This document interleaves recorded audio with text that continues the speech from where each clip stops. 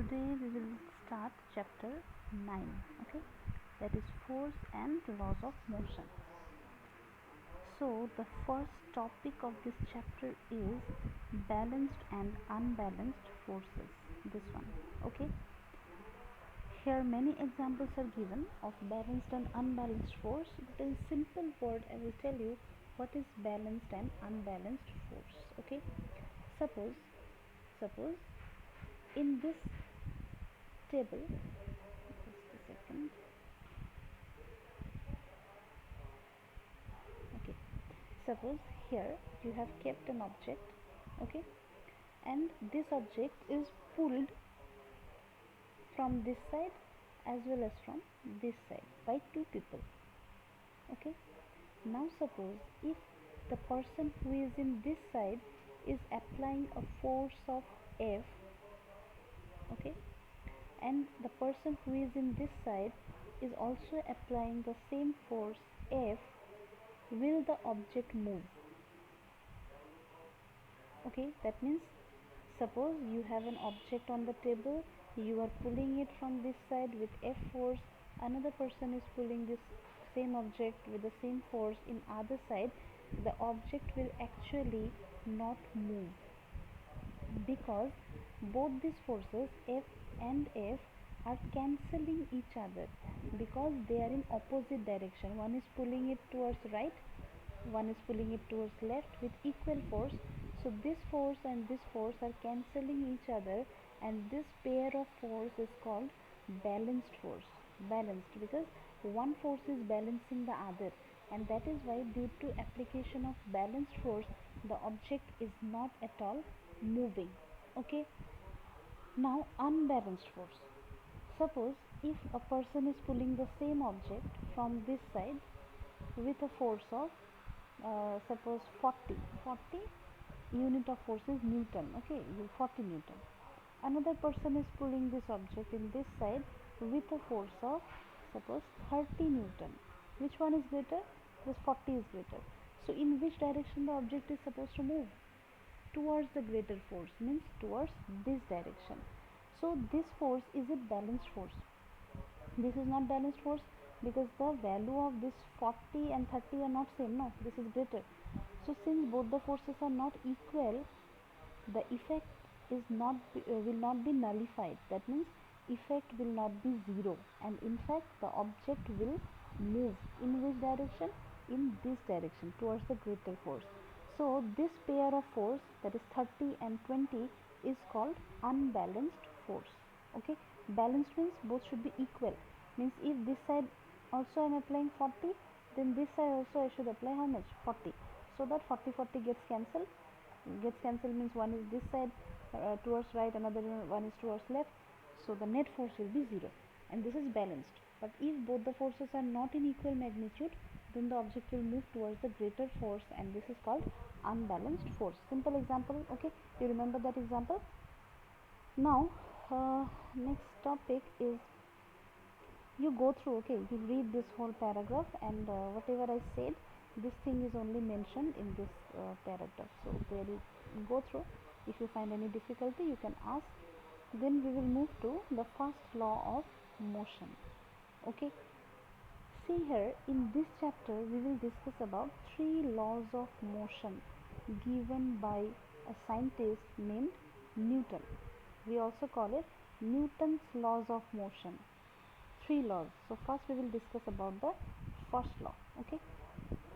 Now I am telling you the statement of first law, because all these laws are having a particular statement. The statement is that somewhere in your book it must be written, okay, let me check it once.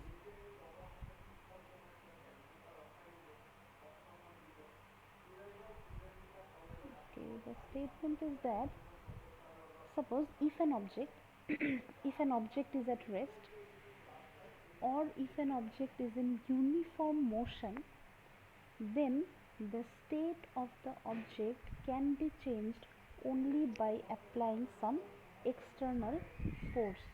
This is the statement of first law. What I said, if an object is at rest, the meaning of this statement is that if an object is at rest, then the object will continue in its state of rest until and unless you apply some force, isn't it? Anything, suppose a box, a geometry box is kept on a table, so until and unless you apply some force on the geometry box, the box will not start moving by itself, right? Similarly, suppose a ball is there and the ball is rolling down on a plane, and until and unless you stop the ball or the ball gets stopped by the friction of the plane, it will not stop actually. Suppose, for example, if the ball is moving, okay, if you forget about this ball, suppose if a car is moving with some constant speed, suppose 20 meter per second, a car is moving with a speed of 20 meter per second, all right. Now until and unless you apply brake or you apply accelerator, the speed of the car is not going to change.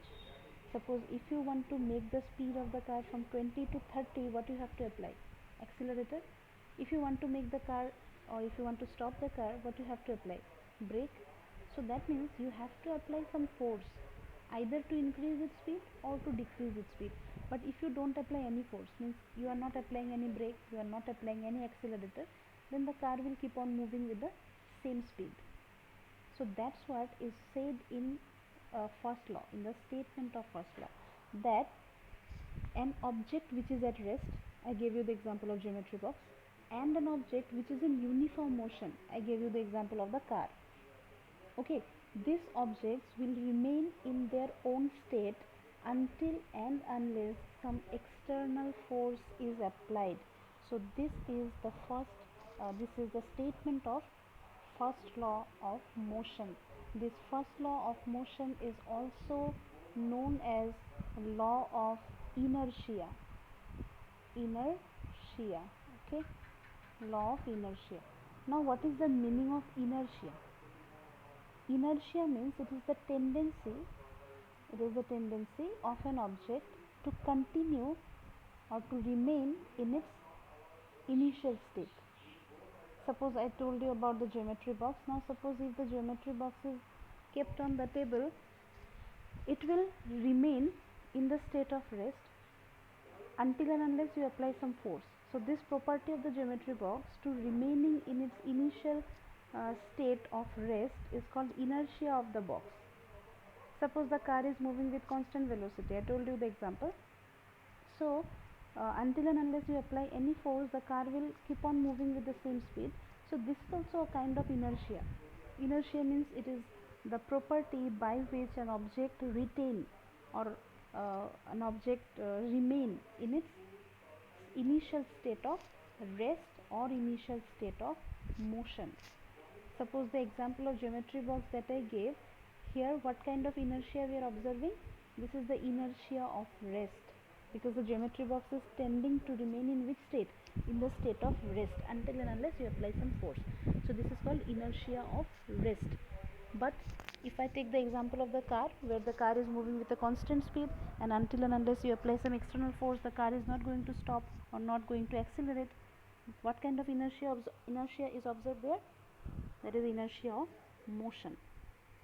Okay, so that is why, since the first law is dealing with the inertia, it is also called law of inertia. Fine. So I'm telling you again two very important things. One is that the statement of first law, how you will write the statement, I'm just saying, if you want you can write it down also. So you have to write it in this way. First law of motion states that an object in the state of rest or in the state of uniform motion remains in the same state until and unless any external force is applied. Okay, this is the statement of first law. And if somebody asks you what is inertia, then you will write inertia is the tendency of an object to remain in its initial state. Okay, inertia is the tendency of an object to remain in its initial state. And how can we change the inertia? By applying the force. Okay, another thing, very important thing that you have to remember here, that inertia of an object is directly proportional to mass. That means more the mass of the object, more is the inertia. Suppose if I consider the inertia of this object, that is a small object, and the inertia of this object, which one will be more? This object, because it is from the figure it is clear that the mass of this object should be more than the mass of this object. So that is why inertia of this object will be more than inertia of this. Okay, so inertia and mass, they are directly proportional to each other.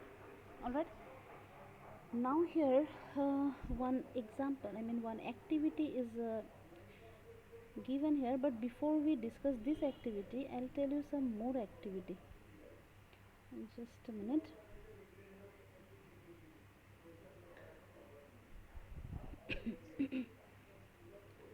Suppose you will get these activities here also.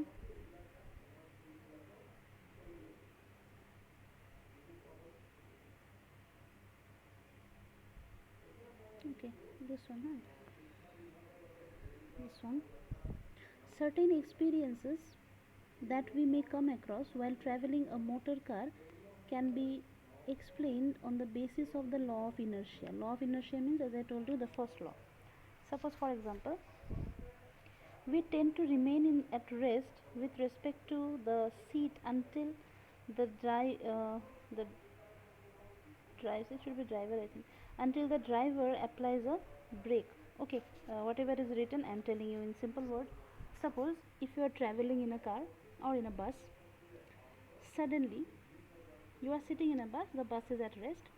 Suddenly, when the bus starts to move, in which direction your body tend to uh, bend?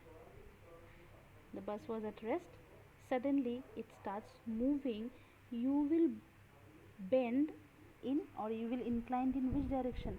In backward direction. What is the reason? That is also due to inertia.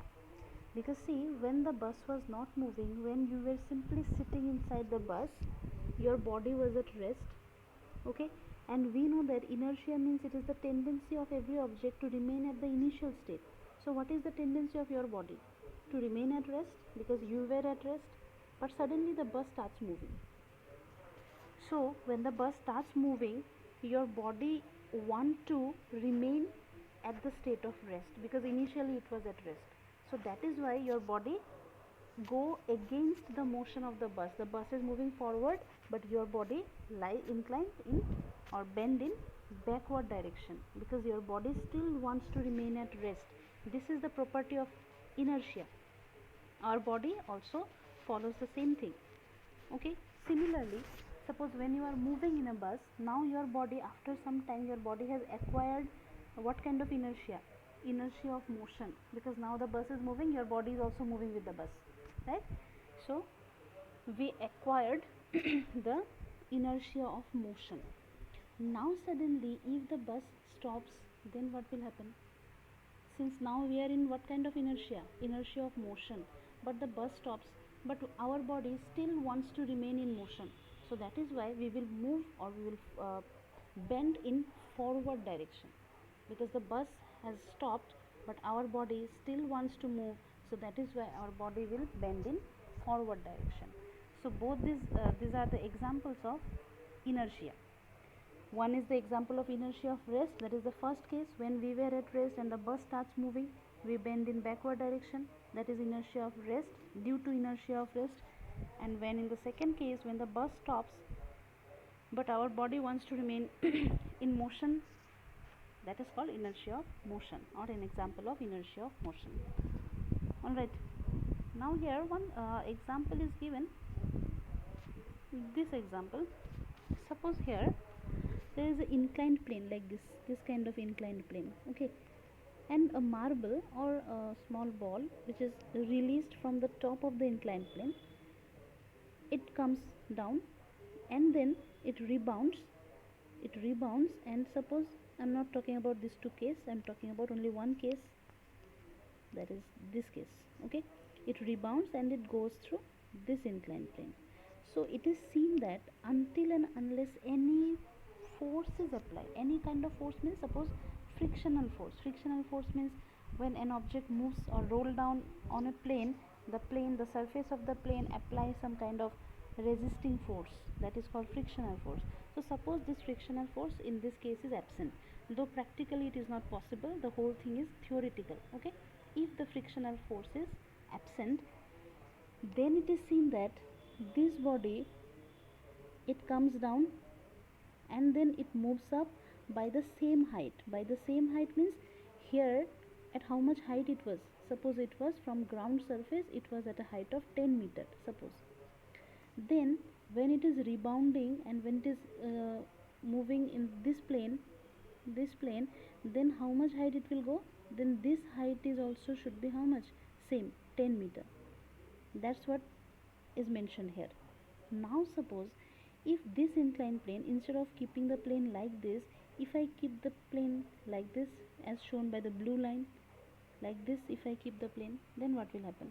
You can see that to achieve this height now, the object has to travel more distance, because the length of this blue line, it is more than this length, isn't it?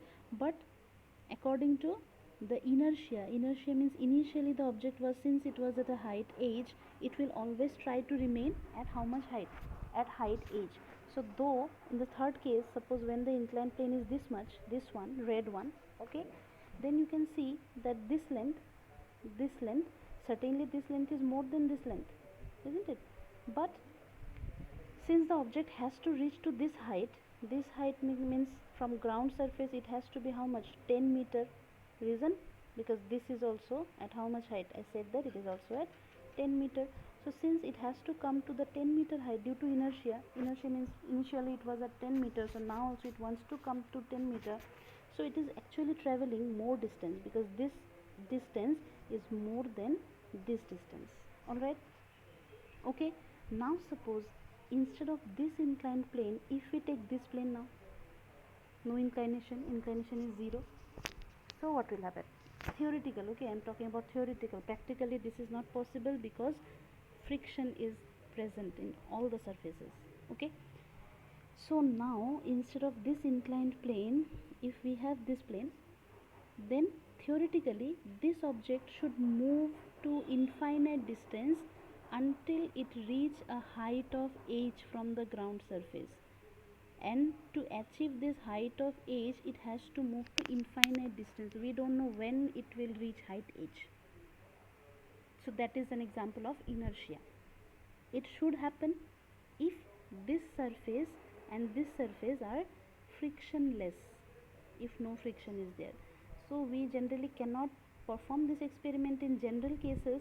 The reason is that frictionless surface is hard to achieve, but yes, we can do little bit of it, suppose by oiling this surface, or by putting some oil on the surface, or maybe putting some oil on the object itself, so that the friction can be minimized, or we can take this surface as a smooth one. Okay. So I hope this example is clear. The main thing is that since the object was at height h, in this case also it has attained a height h, in this case also it has attained a height h, in this case also it has attained a height h, and you can clearly see that to reach this height h, it has to travel more distance, right? So now instead of this kind of inclined plane, if we take this plane, then what will happen? Then it will go until it reach a height of h, and to achieve that height h, it has to move an infinite distance, theoretically, which is not possible. Practically which is not possible, but yes, theoretically it should happen like this. All right. Then next example, some examples of inertia is given here. Suppose this activity 9.8, the first thing is that you read the book. Okay, you read everything, whatever is given in the book. I am telling you the important part, and whatever the gist of the story actually I am telling you, but you still go through. So activity this one 9.1, this carom.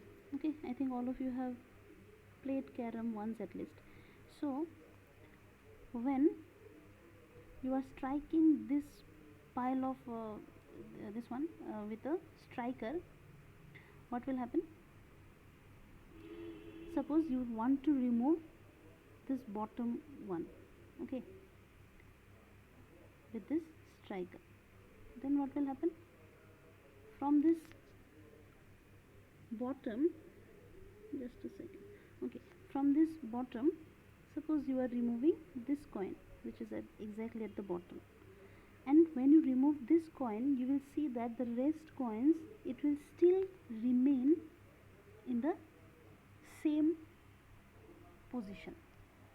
Why? What is the reason?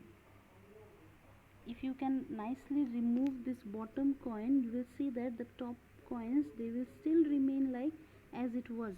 The reason is inertia, because I told you that inertia of an object always uh, try to keep the object in the initial state. Since it was like this, it was piled up, the coins were piled up like this, it will still try to remain in this piled up state. So it will remain like this. Only if you are striking the bottom coin, only the bottom coin will shift, not the rest. Okay, this is one example of inertia. Another example is here. Suppose in a glass you have kept one cardboard, and on that you have kept a coin, and if you are striking this cardboard, you will see that the cardboard will be removed. In the next figure, the cardboard is removed, but the coin is not removed, because the coin still wants to remain in the state of rest. So that is why when the cardboard is removed, the coil fall, it will be inserted, or it will come inside the glass. Okay, this is also another example of inertia. Then this part which is said here, inertia and mass, already I told you about it, that inertia and mass, how they are dependent. More the mass of the object, more is the inertia. They are directly proportional. So that's what is written in this para. You can go through it, but the gist of it is that mass and inertia are directly proportional. Okay, so there are some questions are given. We will discuss these questions in next class, and the second law of motion also we will start in next class. So if you have any doubt from this whatever we discussed so far, you can ask in WhatsApp group also, that is not a problem. Okay, then this much for today.